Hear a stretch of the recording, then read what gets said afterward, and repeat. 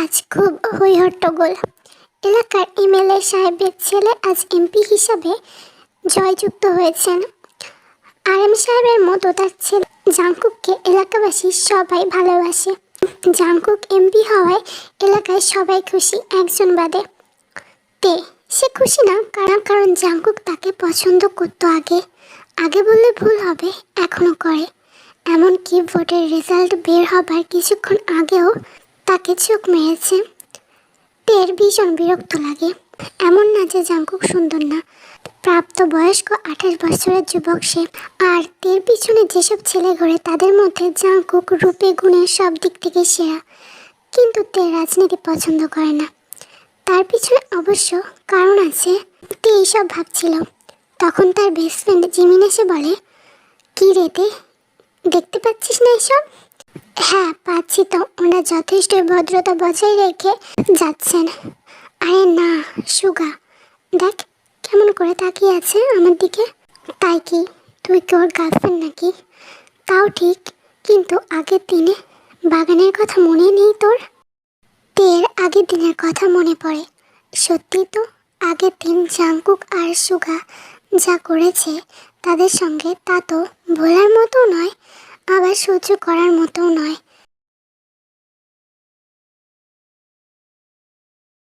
চল না জিমিন, ফলগুলো সত্যি দেখতে বেশ, আর খেতেও দারুণ হবে নিশ্চয়ই। পাগল নাকি তুই?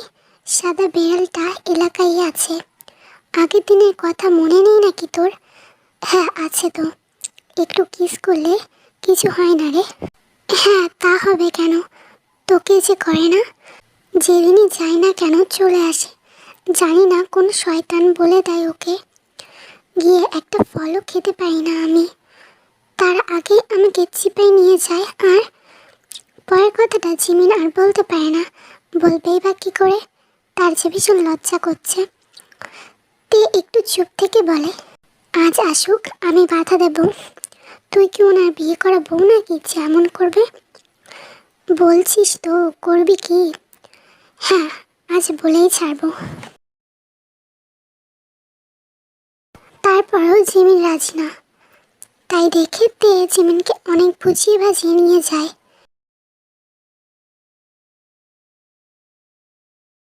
তারপর তারা দুইজন যায় জাংকুকদের ফলের বাগানে। ফলের বাগানটা সুন্দর, প্রায় প্রত্যেকটাই ফল গাছ আছে বললেই চলে। আর জিমিনাতে এখানে প্রায় চুরি করতে আসে। কিন্তু কয়েকবার সুগার হাতে ধরা পড়ে জিমিনকে তার ঠোঁটটা সমর্পণ করতে হয়েছে। তো আজকে তারা যায়। গিয়ে তে আর জিমিন ফল খাচ্ছিল, তখন জাংকুক আর সুগা আসে। সুগা এসে জিমিনের হাতটা শক্ত করে ধরে বলে, তোকে বারণ করিনি আমি এখানে আসতে? এত বড় হয়ে গেছিস, যদি কিছু হয়ে যায়, একে এই জায়গা ভালো না। আমার সঙ্গে খারাপ হলে তোমার কি? তুমি কি হও আমার, যে এত অধিকার দেখাও? এক নিঃশ্বাসে কথাটা বলে সে। বলার সময় নয়, বলার পরে বেশি ভয় করছে তার। এখন কি করবে বুঝতে পারছে না সে। যাকে বলল সে তার থেকে 9 বছরের বড়, এমএলএর একমাত্র ছেলের বেস্ট ফ্রেন্ড। যখন কিশোরীর বয়স হলো তখন থেকেই তার পিছনে আনাগোনা কিশোরের প্রপোজ করেছে অনেকবার। আর বাগানে পেলেই তো। কিন্তু তার বেশি জিমিনকে আর সে ধরেনি। জিমিনকে যতই বোঝাক, জিমিন কোনো দিনও হ্যাঁ বলেনি, নাও বলেনি, শুধু চুপচাপ থাকে। সুগা অনেক চেষ্টা করেছে একবার হ্যাঁ না কিছু শোনার, কিন্তু জিমিন কিছুই বলে না। সুগা এবার রাগী চোখে তের দিকে তাকিয়ে বলে, তুই শিখেছিস ওকে, বল। না ভাইয়া, আমি কেন শেখাতে যাব? আমি তো আরও বলি তোমার সঙ্গে প্রেম করতে। আহা, তুমিই তো বলো আমার সঙ্গে প্রেম করতে, আমি তোমাকে চিনি না তাই না? আমার জিমিন মোটেও এমন না, ও এমন বলতেই পারে না। তুই শিখেছিস ওকে। ও তো নিজের মুখ দিয়ে বলল, আমি কি ওর মুখ দিয়ে বলেছি নাকি? দেখতে যদি কথাগুলো মিথ্যা হয় তাহলে কি করবে আমার? আমি কি? তে এবার নিজের মুখ নিজে চেপে ধরে।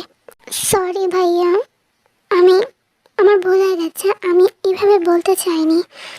বুঝেছি।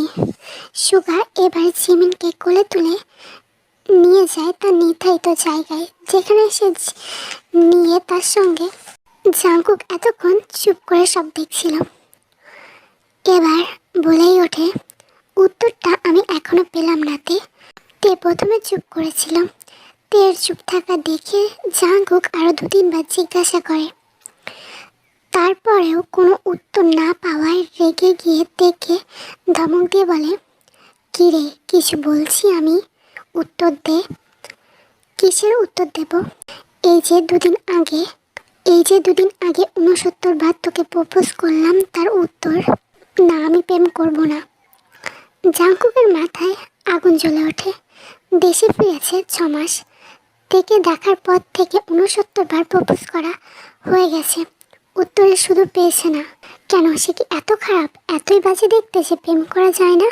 28 বছরের যুবক, সে বিদেশ থেকে পড়াশোনা করেছে, দেখতে বেশ, তাহলে তার সমস্যা কোথায়? এসব ভাবতে ভাবতে থেকে চেপে ধরে বড় আপেল গাছটায়।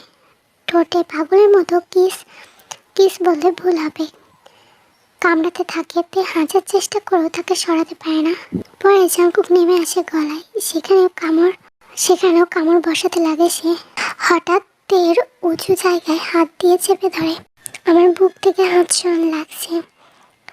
কেন, তুই আমার বাগানে এসে ফল খেলে দোষ নেই, আর আমি তোর ফল ধরলেই? কথাটা বলে আরো শক্ত করে চেপে ধরে জাঙ্কুক। তে ব্যথায় কান্না করছে। জাঙ্কুক হলো তে জীবনের প্রথম পুরুষ, আর প্রথম ছোঁয়ায় যে তে এমন পাবে সেটা তে কখনো কল্পনা করেনি। জাঙ্কুক এবার তের জামার ভিতর দিয়ে হাত ঢুকিয়ে দেয়। তারপরে তার মুখটা নিয়ে যাবে, তখনই ফোনটা বেজে ওঠায় তার আর তের অবস্থাটা সে বুঝতে পারার পরে তার খুব খারাপ লাগছে। না জেনে শুনে এতটা দূরে চলে এসেছে সে, তাও বিয়ের আগে। তের দিক থেকে চোখ নামিয়ে নেয়, ফোনটা ধরে হ্যানাতে উত্তর দেয়। ফোনটা রেখে দেওয়ার পরে তেকে বলে, আই এম রিয়েলি সরি, পারলে আমাকে ক্ষমা করে দিও। এবার কথাটা শেষ করে ফোন করে সুগাকে। সুগা চলে আসে দৌড়ে। জিমিনও তার পিছন পিছন আসে। সুগাকে কি একটা বলে দুইজন মিলে দৌড়ে চলে যায়। জিমিন দেখেতে কান্না করছে। একটু কিস করলে কিছু হয় না রে, কান্না করিস না। জিমিন শুধু কিস নয়, অনেক কিছু করেছে। তে এবার জিমিনকে জড়িয়ে ধরে কান্না শুরু করে দেয়।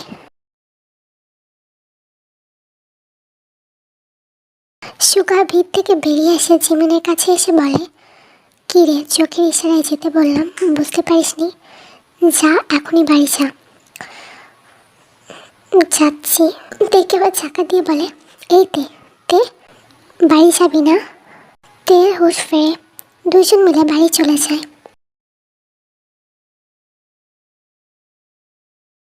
তে কলেজ থেকে বাড়ি এসে দেখে তাদের বাড়ির বাইরে একটা গাড়ি রাখা। গাড়িটা জাঙ্কুকের, সে দেখে চিনতে পেরেছে। কিন্তু জাঙ্কুক তাদের বাড়িতে কেন?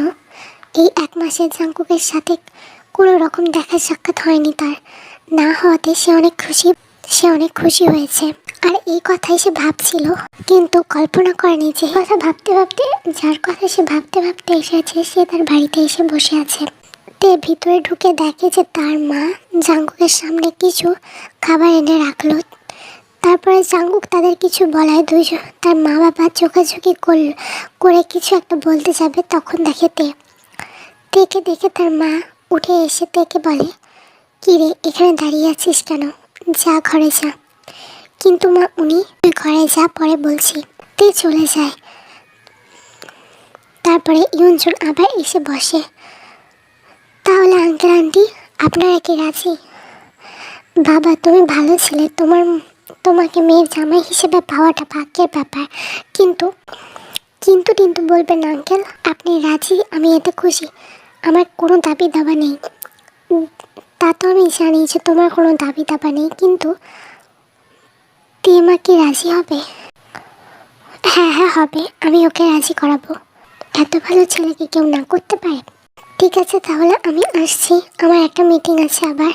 শুক্রবারে মা বাবাকে নিয়ে এসে একবারে বিয়ের দিনক্ষণ ঠিক করে যাব। ঠিক আছে বাবা।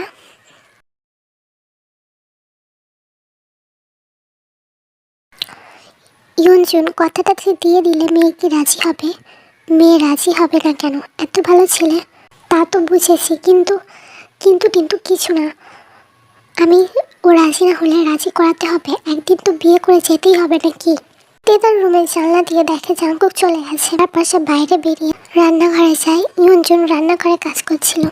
মা, ও মামা, কি হয়েছে? ম্যামা করছিস কেন? এমপি সাহেব কেন এসেছিল মা? উনি তোকে বিয়ে করবে তাই বলতে এসেছিল। কিন্তু মা, কিন্তু কি? আমি তো পড়তে চাই। অতপর লাভ নেই, বড় হয়ে গেছিস, এবার বিয়ে করবি। মা মা আমার বয়স তো সবে সবে 19টায় কি হয়েছে? বাবাকে আমি 18 বছর বিয়ে করেছিলাম। কিন্তু মা, আমি তো পড়তে, অত পড়াশোনা করা লাগবে না।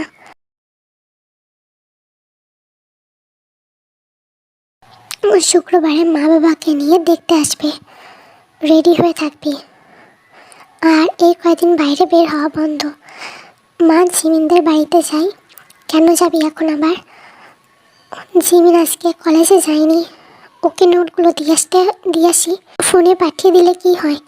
মা, অনেকগুলো নোট, আবার ছবি তুলে পাঠাবো। ঠিক আছে, যা।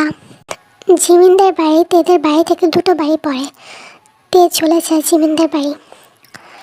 আন্টি, জিমিন আজকে কলেজে যায়নি কেন? তা আমি কি করে বলবো বলতো? একদম পড়াশোনা করে না। ভাবছি এবার ছেলে দেখে বিয়ে দিয়ে দেব। কতবার বললাম যা, কলেজে যা, কিন্তু গেল না। ঘরে বসে মহারানী পায়ের উপর পা তুলে ফোন দেখ ঘরে আছে। তে চলে যায় জিমিনের রুমে।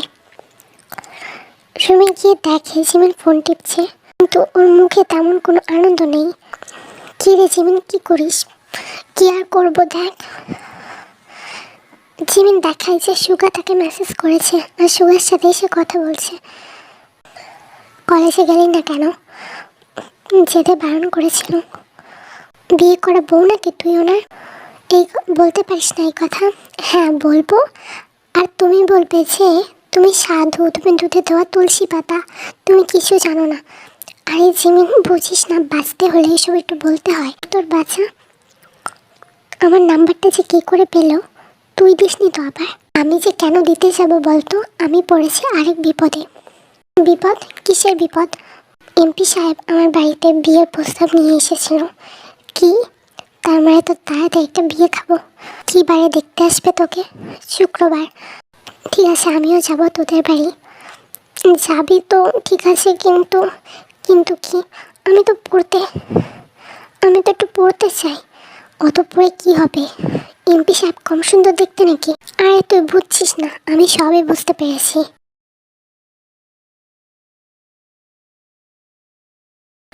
মা, ও মা, কি হয়েছে? আমার সারের মতো চেঁচাচ্ছিস কেন?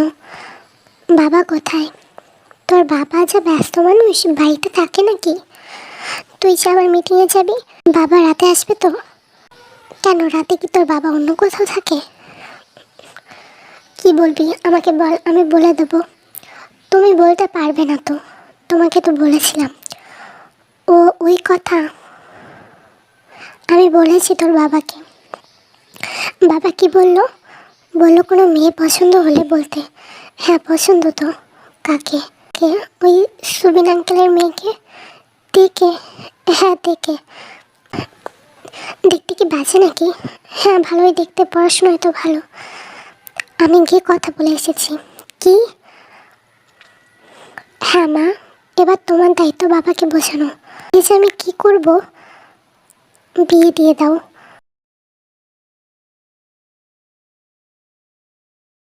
জাঙ্কুক, শুনলাম তুমি। হ্যাঁ, যা শুনেছ সব সত্যি। আমাকে একবার বলতে পারতে, নিজে গিয়ে দেখে আসলে হয়। বলে এসেছি শুক্রবারে যাব তোমাদের নিয়ে। আর এবার কি বলবে? বুঝতে পারে যে ছেলের বয়স বেড়েছে, এখন বিয়ে দিতেই হবে। বারবার রং নাম্বার থেকে যে কি ফোন করছে, এই নিয়ে 15বার ফোন করলো। এটা বলে তো কলটা রিসিভ করে। দেখতে পাচ্ছে না যে ফোনটা বারবার কেটে দিচ্ছি, তাহলে কেন আবার করছেন? তোমাদের মেয়েদের সমস্যা কি বলো তো? দরকার হতো ফোন করতে পারি নাকি? আপনি কে বলছেন? গলার ভয়েসটা এত তাড়াতাড়ি ভুলে গেলে সারা জীবন সংসার করবে কি তে বুঝতে পারে জাঙ্কুক। ফোনটা কেটে দেয় তাড়াতাড়ি। আবার ফোন করে জাংকুক, 2-3বার ফোন করে। এবার একটা মেসেজ করে বলে, যদি এখন ফোন না ধরো তাহলে তোমার বাড়িতে চলে আসবো। তে আর কোনো উপায় থাকে না, নিজেই ফোন করে জাংকুককে। কি বলছেন বলুন? এই শুক্রবারে তো দেখতে আসবো, ভালো করে সেজে থাকবে। থাকবো। বিয়েতে তুমি রাজি তো? রাজি না থাকলেও তো বিয়ে করবেন, সেটা অবশ্য ঠিক। আমি এখন ঘুমাবো, রাখছি। সবে 9টা বাজে, 9টার সময় ঘুমিয়ে পড়ো। শুনলাম পড়াশোনায় ভালো। রাত জেগে পড়াশোনা করো না নাকি? না, আজকে আমার ঘুম পাচ্ছে। ঠিক আছে, আমি তোমার বাড়িতে আসছি। না না, আপনি কি বলছেন বলুন। তারপর দুইজন টুকটাক কথা বলে।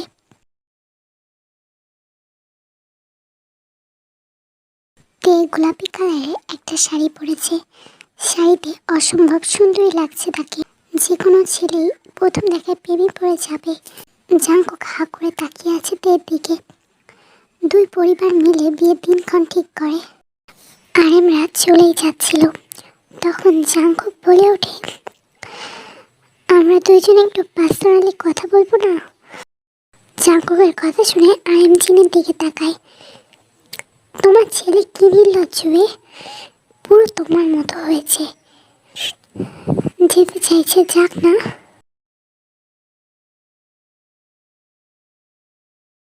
দেখতে দেখতে তে আর জাংকুকের বিয়ের দিন চলে আসে।